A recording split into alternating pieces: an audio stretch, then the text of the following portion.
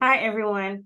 I am going to provide you with a very quick update on my progress for studying for my Certified Six Sigma Green Belt. Today is March 27th, and the last video I did was a couple weeks ago.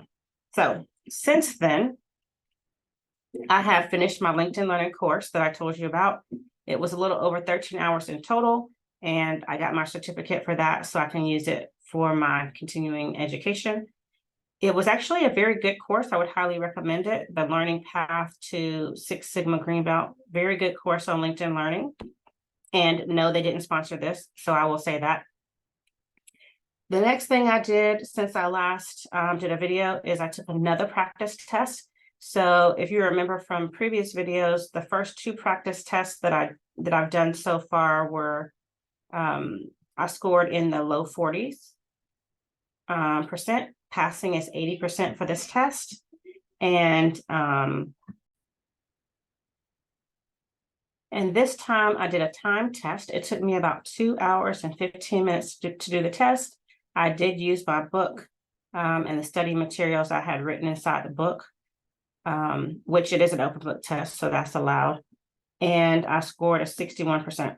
So much better than before. I'm feeling a little more confident about taking this test in a few weeks, which I've signed up for the test, which is going to be in mid-April. So I'm making progress. I have my list of things that I need to study so I can feel more ready for the test. Even though it is open book, I need to know where to find the information, and I need to understand concepts because I don't want to just, take the test and not really understand what I did. So I want a really good score, but I also want to understand what I'm doing so that I can use this information. So I think that's all the updates for now. My plan between now and test time is to study the things where I know I have gaps, retake practice tests so I can see what gaps continue and study those and just continue to do that until I take the test. If you have any questions, you can put them in the comments, and I will either answer them in the comments or add them to the next video. Talk soon.